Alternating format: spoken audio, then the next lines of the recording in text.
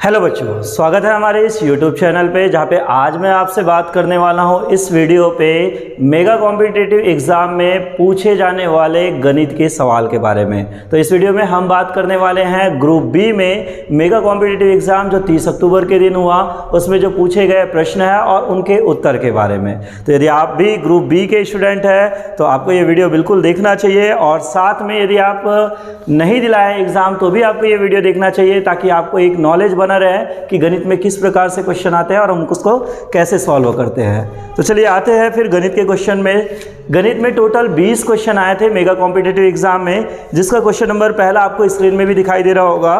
Question number पहला है कि निम्न में से कौन सी संख्या 4 से पूर्णतः विभाज्य है। ठीक है, निम्न में से कौन सी संख्या 4 से पूर्णतः विभाज्य है। ऑप्शन ए था 1234, ऑप्शन बी 34238, ठीक है 34238, ऑप्शन सी था 50462 और ऑप्शन डी था 94324। ठीक है, तो देखिए इसमें आपको याद रखना है कि ऐसे सवालों को बनाते कैसे हैं। देखिए ये आपका था 1 2 3 4 और बी आपका ऑप्शन था 34238, ठीक है, और सी आपका ऑप्शन था 50462 और डी आपका ऑप्शन है 94324। देखिए 4 से विभाज्यता का नियम आपको दिमाग में बैठाना है। 4 से विभाज्यता का नियम आपको एक एक को भाग दे के नहीं देखना है। 4 से विभाज्यता का नियम है, ये आपको स्कूल में बताया गया होगा तीसरी चौथी की क्लास में, कि 4 से विभाज्यता का नियम होता है कि आखिरी का जो 2 अंक होता है वो 4 के पहाड़ा में आना चाहिए। देखिए इसके आखिरी का 2 अंक 34 है, 4 के पहाड़ा में नहीं आता 34, मतलब इसका आंसर ये नहीं होगा। इसके आखिरी का 2 अंक 38 है, तो 4 के पहाड़ा में 38 भी नहीं आता, तो ये भी आंसर गलत है। इसके आखिरी में 2 अंक है 62, तो क्या 62 4 के पहाड़ा में आता है? तो आप मैच कर सकते हैं। 4 एकम 4 बच गया 2 22, उसके बाद 62 भी 4 के पहाड़ा में नहीं आता। तो अब आप चौथा ऑप्शन पे देखते हैं 24, तो 4 के पहाड़ा में 24 आता है, 4 6 का 24। तो ये जो संख्या है ऑप्शन नंबर डी आपका सही आंसर है। यदि आपने ऑप्शन नंबर डी लिखा पहले के आंसर में तो आपका आंसर सही है। तो ये है 4 से विभाज्यता का नियम। ठीक है, चलिए क्वेश्चन नंबर दूसरा पे आते हैं हम लोग। क्वेश्चन नंबर दूसरा आप देखिए, निम्न में से कौन सी संख्या 7,05,006 है। ठीक है, निम्न में से कौन सी संख्या 7,05,006 है। आपको दिखाई दे रहा होगा स्क्रीन में 4 option, option A, option B, option C और ऑप्शन डी। तो चलिए देखते हैं 7,05,006। ठीक है, तो जब भी ऐसा सवाल आए तो आपको ध्यान देना है कि यहाँ पे 7 लाख है, तो आप इकाई, दहाई, सैकड़ा, फिर हजार का आता है, 1000, 10,000, लाख। ठीक है, ये इसमें टोटल आपके जो अंक होने चाहिए वो होने चाहिए 6। अब इसमें बोला 7 लाख, तो यहाँ पे आ गया 7 लाख। 5,000, तो यहाँ पे सिर्फ 5 लिखोगे तो ये फिर एक अंक गड़बड़ हो रहा है, तो इसको आपको लिखना है 05।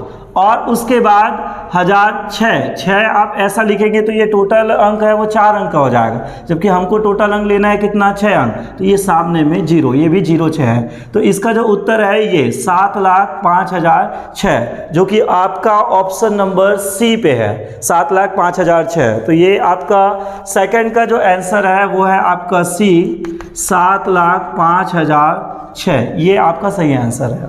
ठीक है, तो चलिए बात करते हैं क्वेश्चन नंबर तीसरा। गणित से जो क्वेश्चन नंबर तीसरा आया था, आप बिल्कुल मैच कीजिए आंसर, ताकि आपको भी पता रहे कि ये सवाल कैसे बनते हैं और कैसे इसको हम शॉर्ट ट्रिक में बना सकते हैं। क्वेश्चन नंबर तीसरा देखते हैं कि किसी वस्तु का विक्रय मूल्य 480 रुपये है।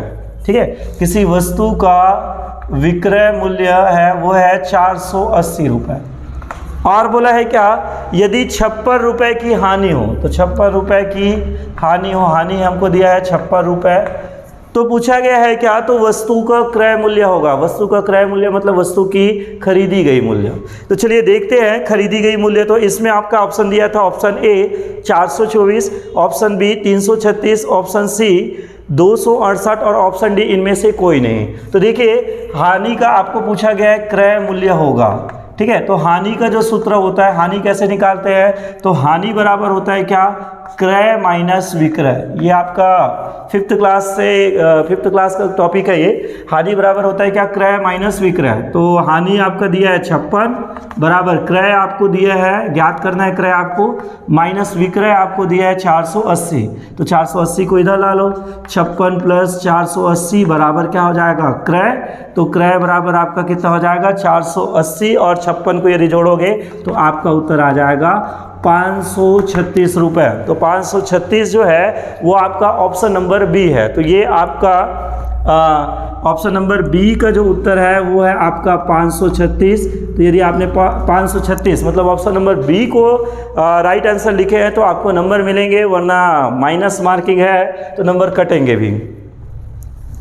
ये रहा आपका क्वेश्चन नंबर तीसरा गणित का।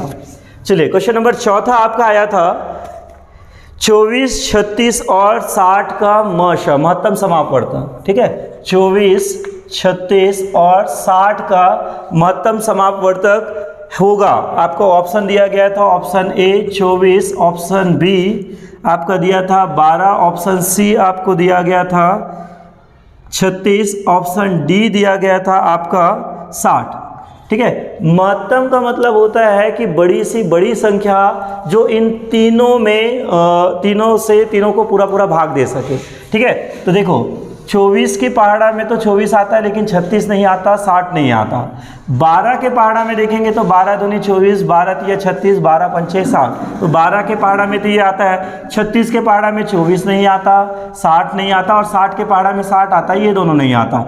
मतलब इसका जो आंसर है वो कौन सा आंसर आएगा आपका 12। महत्तम मतलब बड़ी सी बड़ी संख्या जिससे वो तीनों के तीनों पूर्णतः भाग चले जाए। ठीक है, तो इसका उत्तर आएगा आपका 12, ऑप्शन नंबर बी। उसके बाद आपका क्वेश्चन नंबर 5वां आया था कि 1 ग्राम कितने किलोग्राम के बराबर होता है। 1 ग्राम कितने किलोग्राम के बराबर होता है। ऑप्शन आपका पहला दिया था 1000 किलोग्राम, ऑप्शन आपका दूसरा था 1.00 किलोग्राम, ऑप्शन आपका सी आया था 0.001 किलोग्राम, और ऑप्शन डी आपका था 0.100 किलोग्राम। ठीक है, तो 1 ग्राम में कितने किलोग्राम होते हैं। तो ध्यान में रखना कि 1 ग्राम हमको ग्राम पूछा गया है, उसमें कितने किलोग्राम। तो 1 किलोग्राम में होता है 1000 ग्राम। तो 1 ग्राम में तो आप इसको 1000 से डिवाइड कर दो। तो 1000 से डिवाइड कर दो, 1 2 3 0 है तो दशमलव लगाना, उसके बाद दशमलव के बाद 3 अंक, तो 1 2 और तीसरा अंक आपका आएगा क्या 1। तो इसका जो सही आंसर है वो आएगा आपका 0.01, मतलब आपका ऑप्शन नंबर सी आएगा 0.001। ठीक है, उसके बाद आपका अगला क्वेश्चन आया था कि एक समकोण त्रिभुज का न्यून कोण, ठीक है, एक समकोण त्रिभुज का न्यून कोण 35 अंश है। तो दूसरा न्यून कोण होगा, देखिए एक समकोण त्रिभुज का पहला न्यून कोण है कितना 35 अंश। ठीक है, तो दूसरा न्यून कोण होगा, आपको ऑप्शन दिया गया था, ए था 55 अंश, ऑप्शन बी दिया गया था 65 अंश, ऑप्शन सी दिया गया था 75 अंश, और ऑप्शन डी दिया गया था 85 अंश। ठीक है, तो ये बोला गया एक समकोण त्रिभुज का न्यून कोण 35 अंश है। तो देखिए न्यून कोण में क्या हो गया, एक 35 है, समकोण का एक कोण कितना होता है 90 अंश। अब आपको दूसरा न्यून कोण ज्ञात करना है, तो आपको बस समकोण में 90 में 35 घटा दीजिए। तो 90 में यदि आप 35 घटाते हैं तो आपका उत्तर आएगा क्या 55। तो ये जो है इसका उत्तर क्या आ जाएगा आपका 55 अंश। समकोण मतलब 90 अंश, एक कोण बनेगा 35 अंश और अगला कोण बनेगा 55। इन तीनों को जोड़ो तो त्रिभुज का तीनों कोण कितना होता है 180 अंश। तो आपका जो क्वेश्चन नंबर 6वां था गणित का, न्यून कोण जो है इसका जो आंसर आएगा वो आपका आएगा 55। चलिए अगला क्वेश्चन है, एक वृत्त की त्रिज्या 7 सेंटीमीटर है। देखिए वृत्त की त्रिज्या मतलब r हमको दिया है 7 सेंटीमीटर। बोलता है कि वृत्त की परिधि कितना होगा। तो वृत्त की परिधि कितना होगा, आपको ऑप्शन दिया गया था ए 14 सेंटीमीटर, ऑप्शन बी दिया गया था आपको 28 सेंटीमीटर, ऑप्शन सी आपको दिया गया था 42 सेंटीमीटर, और ऑप्शन डी आपको दिया गया था 44 सेंटीमीटर। ठीक है, तो एक वृत्त की त्रिज्या है 7 सेंटीमीटर और आपको वृत्त की परिधि पूछा गया है। तो ध्यान में रखना कि वृत्त की जो परिधि होता है उसका जो सूत्र होता है वो होता है क्या, 2 पाई r। ठीक है, वृत्त की परिधि का सूत्र होता है 2 पाई r। तो वृत्त की परिधि में आप बस सूत्र लगा दो, 2 पाई का मान होता है 22/7 और r का मान आपको दिया है कितना, 7। तो ये आपका उत्तर इसमें बन जाएगा, 7 और 7 कट गया, 22 दूनी कितना हो जाएगा 44। तो आपका जो उत्तर आएगा वो आएगा 44 सेंटीमीटर। तो एक वृत्त की परिधि वाला जो क्वेश्चन है, क्वेश्चन नंबर 7वां, उसमें आपका जो उत्तर आएगा वो आएगा 44 सेंटीमीटर। ठीक है, उसके बाद आपका अगला क्वेश्चन है जो है वो है क्वेश्चन नंबर 8वां। एक आयत का क्षेत्रफल 68 वर्ग मीटर है। ठीक है, एक आयत का क्षेत्रफल 48 वर्ग मीटर है। देखिए, आयत का जो क्षेत्रफल है, ठीक है, वो आपको दिया है 48 वर्ग मीटर। बोला है क्या उसमें, यदि उसकी चौड़ाई, ठीक है, यदि उसकी चौड़ाई जो है वो कितना दिया है आपको, 6 मीटर, तो बोलता है कि आयत की लंबाई कितनी होगी। ठीक है, एक आयत का क्षेत्रफल 48 वर्ग मीटर है, उसकी चौड़ाई 6 मीटर है, तो आयत की लंबाई कितनी होगी। तो इसमें आपको ऑप्शन दिया गया था ऑप्शन ए था आपका 54, ऑप्शन बी था आपका 348, ऑप्शन सी था आपका 8 और ऑप्शन डी आपका था 42। तो इसका जो हल है वो क्या होगा, तो आपको सूत्र याद रखना है क्या, आयत का जो क्षेत्रफल है, ठीक है, आयत का क्षेत्रफल बराबर क्या होता है, लंबाई गुना चौड़ाई। ठीक है, तो क्षेत्रफल हमको दिया क्या 48, लंबाई आपको कितना, लंबाई आपको ज्ञात करना है और चौड़ाई आपको कितना दिया है 6, तो 6 गुना है, पक्षांतर करोगे तो बटा में आ जाएगा, मतलब 48/6 बराबर क्या हो जाएगा, लंबाई 6 एकम 6, 6 अट्ठे 48, मतलब लंबाई का जो मान आएगा वो आएगा आपका 8 मीटर, जो कि आपके ऑप्शन नंबर सी पे दिया गया है। तो इसका जो उत्तर आएगा आपका ऑप्शन नंबर सी 8 उत्तर आएगा। ठीक है, उसके बाद आपका जो क्वेश्चन नंबर 9वां था, ठीक है, गणित का जो क्वेश्चन नंबर 9वां था, उसमें आपका क्वेश्चन नंबर 9वां पे आपको दिया गया था कि यदि 642 रुपये में 6 कुर्सियाँ मिलती है। ठीक है, क्या बोला गया था, 642 रुपये में 6 कुर्सी मिलती है। ठीक है, तो बोला गया है तो 4 कुर्सी का मूल्य होगा, तो 4 कुर्सी, ठीक है, 4 कुर्सी का मूल्य होगा। ठीक है, तो ये सवाल है आपके एक एक नियम से कि जैसे आपका 642 रुपये में 6 कुर्सी, मतलब 6 कुर्सी की कीमत कितना है आपको 642 रुपये, तो 4 कुर्सी की कीमत ज्ञात करना है, तो 6 कुर्सी की कीमत 642 है, तो यहाँ से आप निकालोगे क्या, एक कुर्सी की कीमत। ठीक है, तो एक कुर्सी की कीमत कैसे निकालोगे, तो 642/6 कर दीजिए आप। ठीक है, 642/6, तो इसको डिवाइड कीजिए, 6 एकम 6, 6 के पहाड़ा में 4 नहीं आता, तो 6 शून्य 0 और 6 सत्ते 42। एक कुर्सी की जो कीमत है वो आपका आएगा कितना, 107 रुपये।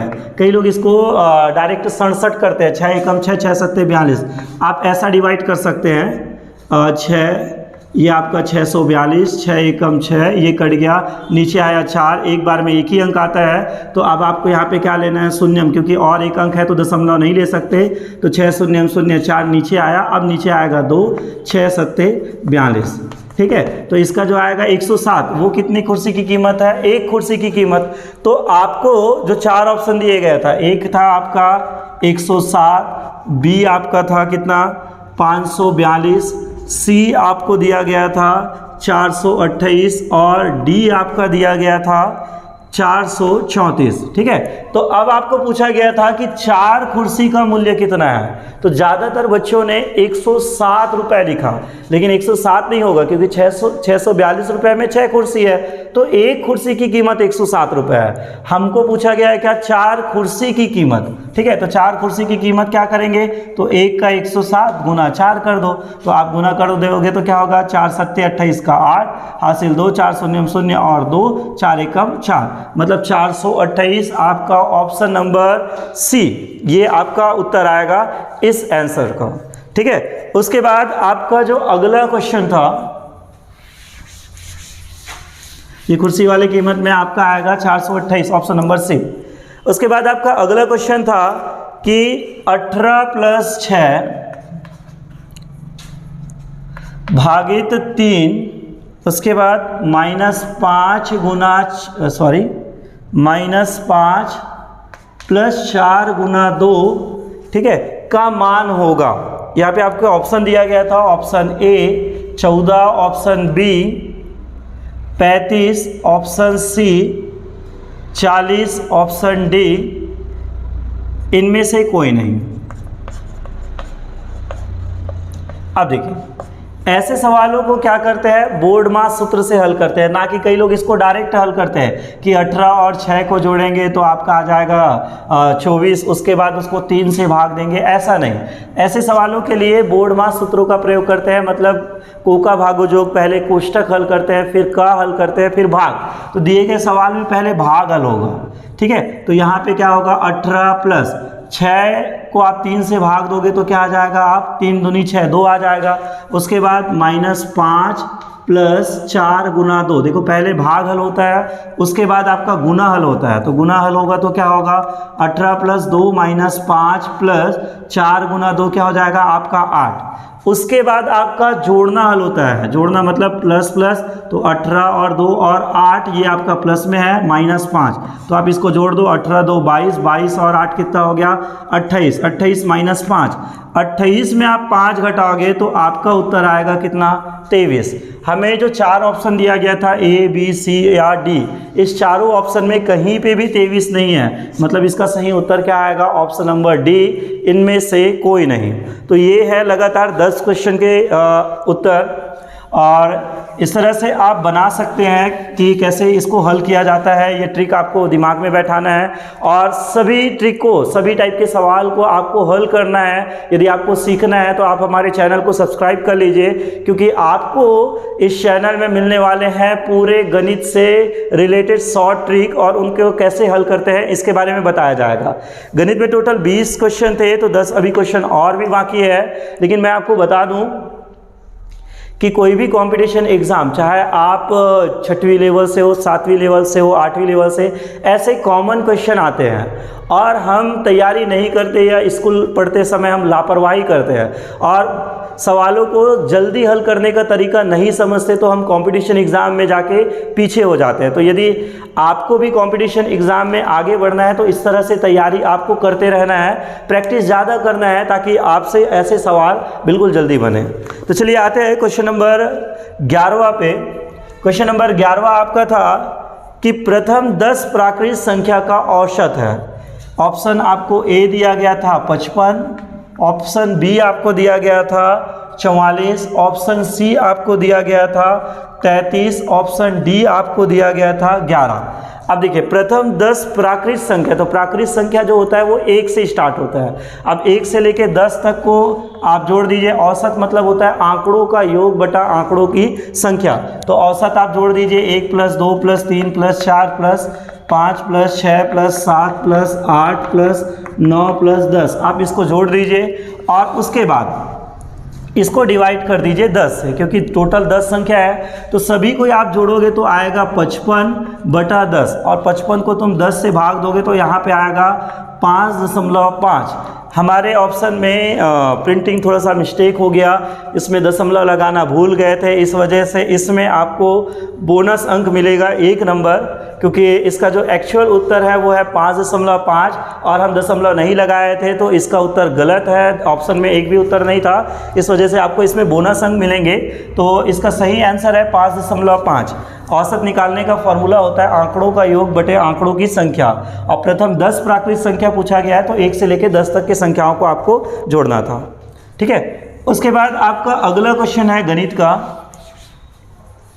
गणित का आपका अगला क्वेश्चन है कि राम और मोहन को 500 रुपए को, ठीक है, क्वेश्चन बोला गया है क्या, राम और मोहन को, ठीक है, 500 रुपए को, ठीक है, 2:3 के अनुपात में बांटना है, 2:3 के अनुपात में बांटना है, तो मोहन को कितना रुपए मिलेगा, ठीक है। इसमें आपको ऑप्शन दिया गया था, ऑप्शन ए है 200 रुपये, ऑप्शन बी है आपका 300 रुपये, ऑप्शन सी आपका 100 रुपये और ऑप्शन डी आपका था 500 रुपये।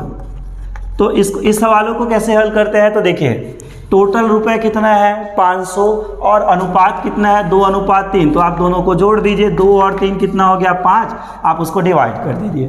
तो डिवाइड करने से क्या होगा 5 एकम 5, 5 शून्यम शून्य। देखो दोनों में जो बटना है वो 100 रुपये बटना है। अब कैसे बटना है, तो मोहन देखो राम को 2 अनुपात मिलेगा, मोहन को 3 अनुपात, तो 3 गुना आप कर दो 100, मतलब इसका जो उत्तर आएगा वो आएगा आपका 300 रुपये। तो ये आपका ऑप्शन नंबर बी 300 रुपये इसका उत्तर आएगा। ठीक है, उसके बाद आपका अगला क्वेश्चन है, आपका गणित का अगला क्वेश्चन था आपका कि एक साला में एक स्कूल में 26 जनवरी को 200 लड्डू लाए गए। ठीक है, 26 जनवरी के दिन 200 लड्डू लाए गए। ठीक है, अब बोलता है क्या, उनमें से 90% लड्डू को बांट दिए गए। 90% लड्डू को बांट दिए गए तो बचे हुए लड्डू की संख्या होगी। ठीक है, ये 90% को बांट दिया गया। ठीक है, ठीक है, 200 लड्डू लाए गए, 90% लड्डू को बांट दिया गया, तो बची हुई लड्डू की संख्या होगी। आपको ऑप्शन दिया गया था, ऑप्शन ए 110, ऑप्शन बी आपको दिया गया था 20, ऑप्शन सी आपको दिया गया था 290 और ऑप्शन डी आपको दिया गया था 180।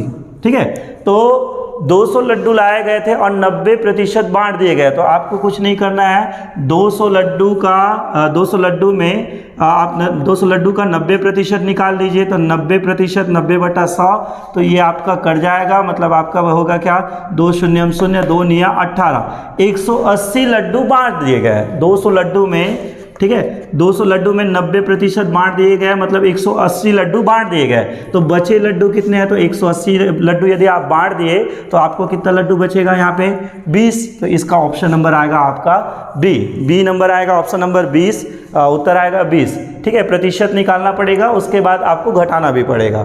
तो ये है आपका क्वेश्चन नंबर नेक्स्ट था। उसके बाद आपका अगला क्वेश्चन आया था जिसमें ज़्यादातर बच्चे जाति मान नहीं जानते। आपको प्रारंभिक कक्षाओं में मतलब दूसरी तीसरी में आपको बताया जाता है कि स्थानीय मान जाति मान क्या होता है। देखिए क्वेश्चन नंबर आपका नेक्स्ट था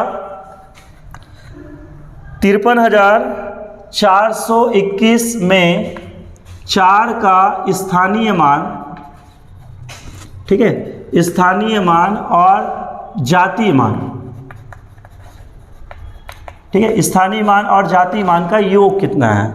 ठीक है, तो इसमें आपके ऑप्शन दिए गए थे, ऑप्शन ए था 400, ऑप्शन बी था आपका 404, ऑप्शन सी था आपका 421, ऑप्शन डी था आपका 396। ठीक है, तो सबसे पहले तो आपको स्थानीय मान मतलब उसका स्थान इकाई दहाई सैकड़ा। देखिए 4 का स्थानीय मान है सैकड़ा में, मतलब 400, और जातीय मान का मतलब होता है वही संख्या का अंक, मतलब 4 का जातीय मान क्या होगा, वही अंक होगा। तो 400 में आप 4 जोड़ दोगे तो आपका कितना उत्तर आएगा 404। तो इसका जो आंसर आएगा वो आपका आंसर आएगा बी नंबर 404। ठीक है, उसके बाद आपको अगला क्वेश्चन बहुत ही सिंपल क्वेश्चन आया था। अगला क्वेश्चन आपका आया था कि चतुर्भुज के चारों कोणों का योग होता है। ठीक है, चतुर्भुज के चारों कोणों का योग होता है, तो शायद ही इसको कोई बच्चा गलत बनाया होगा। बहुत ही सिंपल क्वेश्चन है ये। आपका ऑप्शन ए था 90 अंश, ऑप्शन बी था 180 अंश, ऑप्शन सी था 270 अंश और ऑप्शन डी है आपका 360 अंश। तो चतुर्भुज के चारों कोणों का योग कितना होता है 360 अंश, है ना। उसके बाद आपका अगला क्वेश्चन आया था 1/4 का प्रतिशत मान है। ठीक है, 1/4 का प्रतिशत मान है, ये 1/4 आपका क्वेश्चन दिया गया था, प्रतिशत मान आपको पूछा गया था। 1/4 का प्रतिशत मान होगा ऑप्शन ए 20%, ऑप्शन बी आपका था 25%, ऑप्शन सी आपका था 50% और ऑप्शन डी आपका था 40%। ठीक है, तो 1/4 का प्रतिशत मान होगा, तो कई बच्चे 4 है तो 40 होगा ऐसा सोचते हैं। देखिए प्रतिशत का मतलब होता है 100, तो आप बस 1/4 से आप 100 का गुना कर दो, आपको उत्तर आ जाएगा 4 एकम 4, 4 दूनी 8 बचा 2, 4 पंचे 20। तो इसका उत्तर आएगा आपका बी 25%। ठीक है, तो ये आपका अगला क्वेश्चन था। 1/4 का प्रतिशत मान आपका होगा कितना? 25%। उसके बाद मेगा कॉम्पिटिटिव एग्जाम में एक अगला आपका क्वेश्चन आया था कि 2 पूर्णांक का योग 85 है, जिसमें एक पूर्णांक ऋण 15 है तो दूसरा पूर्णांक होगा। ठीक है, यहाँ पे 2 पूर्णांक का योग कितना है? 85, जिसमें एक पूर्णांक मतलब पहली पूर्णांक अपन ले सकते हैं, पहली पूर्णांक है -15, तो दूसरा हमको ज्ञात करना है। ठीक है, दूसरा हमको ज्ञात करना है। तो क्वेश्चन यहाँ पे ऑप्शन था, ऑप्शन ए आपका है 70, ऑप्शन बी आपका है 90, ऑप्शन सी आया था 100 और ऑप्शन डी है 50। ये आपका 4 ऑप्शन दिया गया था। तो ये एक सिंपल सा क्वेश्चन है। देखो, 2 पूर्णांक का योग है, मतलब 2 चीज़ों का योग है कितना? 85। 2 चीज़ों का योग, 2 पूर्णांक का योग है 85। उसमें से एक संख्या क्या है? -15। आप ये लिख सकते हो, एक संख्या है -15, दूसरी संख्या आपको ज्ञात करना है, तो दूसरा अपन लिखेंगे अपन। तो -15 को पक्षांतर करते हैं, तो नियम जानते हैं अपन पक्षांतर का क्या होता है? माइनस है वो उधर जाएगा तो प्लस में चला जाएगा, तो 85 + 15, और 85 और 15 को आप जोड़ोगे तो क्या आएगा? 100। तो इसका जो आंसर है 100, मतलब आपका ऑप्शन नंबर सी। तो इस तरह से ये क्वेश्चन है। उसके बाद एक और क्वेश्चन आया था, क्वेश्चन नंबर नेक्स्ट आपका गणित का एक क्वेश्चन आया था। -3 गुना -2 गुना -4 का मान होगा। -3 गुना -2 गुना -4 का मान होगा। आपको 4 ऑप्शन दिए गए थे। ऑप्शन ए -24, ऑप्शन बी आपका था +24, ऑप्शन सी आपका था +18 और ऑप्शन डी आपका था -18। ठीक है, तो देखिए इसका गुना करने का तरीका क्या होता है? बस संख्या को आप गुना कर दो, 3 दूनी 6 और 6 6 क्या हो गया? 24। अब उसके बाद आपको प्लस और माइनस काउंट करना है। माइनस आपको काउंट करना है, प्लस का तो टेंशन नहीं रहता। माइनस यदि सम बार आया है तो उत्तर आएगा प्लस में, माइनस यदि विषम बार आया है तो उत्तर आएगा माइनस में। तो यहाँ पे देखो माइनस माइनस माइनस 3 बार आया मतलब विषम, मतलब यहाँ पे उत्तर आएगा -24, जो कि आपके ऑप्शन नंबर ए पे थे। गणित का एक आखिरी क्वेश्चन आया था कॉम्पिटिटिव एग्जाम में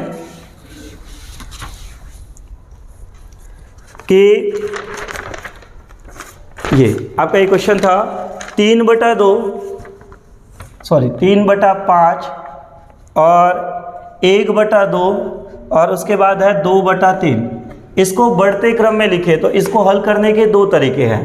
पहला, इसमें आप या तो कर दीजिए, इसको आप दशमलव में चेंज कर दीजिए। जैसे ये 3/5 है तो आप इसको डिवाइड कर दीजिए 5 के पहाड़ा में 3 को, तो 5 के पहाड़ा में 3 नहीं जाएगा तो 0 हो जाएगा, नीचे आएगा 3, 5 दशमलव लगाओगे तो ये 0, 5 6 का 30, ये आएगा आप कट गया। उसके बाद कुछ नहीं, मतलब आप इसको 0 ले सकते हो। ठीक है, दूसरा आपका था क्या? 1/2, तो 1/2 मतलब आप इसको भी डिवाइड कर सकते हैं ऐसा। ये 1, 2 के पहाड़ा में 1 नहीं आता तो 2 0 0 नीचे आया, दशमलव लगाओगे तो 0, 2 पंचे 10, ये आपका 10, ये कट गया। ठीक है, उसके बाद आपका तीसरा था 2/3, तो 2/3 मतलब क्या? 3 को डिवाइड करना है, 2 को डिवाइड करना है 3 से, 3 के पहाड़ा में नहीं 2 नहीं आता तो 3 0 0। ठीक है, नीचे आएगा 2, इधर लगाएंगे दशमलव।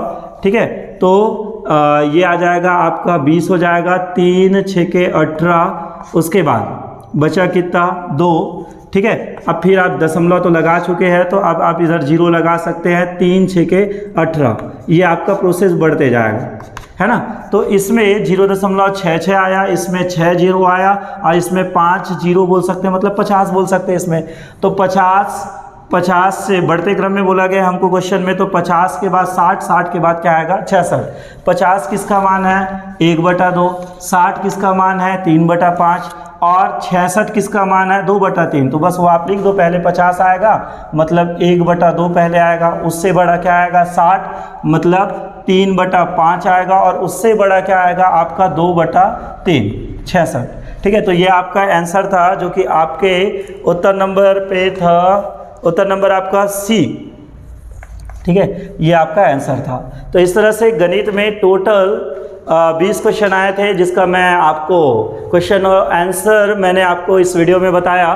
तो आप भी अपने आंसर से बिल्कुल मैच कीजिए कि आप कितने सवाल हल किए और कितने सवाल आपसे बने और कौन से सवाल नहीं बने तो उसका तरीका आप यहाँ से सीखें। ये थोड़ा सा फास्ट ज़रूर है क्योंकि वीडियो लंबा ना बने करके मैं थोड़ा स्पीड से बताया। आपको इसको आसानी से समझना है तो आप हमारे चैनल को पहले सब्सक्राइब कर लीजिए, और इसमें मैं आपको सीरीज़ पूरे गणित के सवालों का आसानी से धीरे लैंग्वेज में मैं आपको समझाऊंगा। तो आप हमारे चैनल को सब्सक्राइब कर लीजिए, वीडियो आप तक आते रहेगा जिससे। और कोई भी सवाल में यदि आपको लगता है कि डाउट है तो आप हमें कमेंट ज़रूर कीजिए। वीडियो अच्छा लगा तो लाइक ज़रूर कीजिए, और अगले वीडियो के लिए आप इंतज़ार कीजिए हमारे इस चैनल पे, जहाँ पे मैं आपको वही भेजूँगा रीजनिंग से, हिंदी इंग्लिश से पूछे गए सवालों के बारे में। तो मिलते हैं अगली वीडियो पे, तब तक से आप वीडियो को लाइक शेयर और चैनल को सब्सक्राइब ज़रूर कीजिए।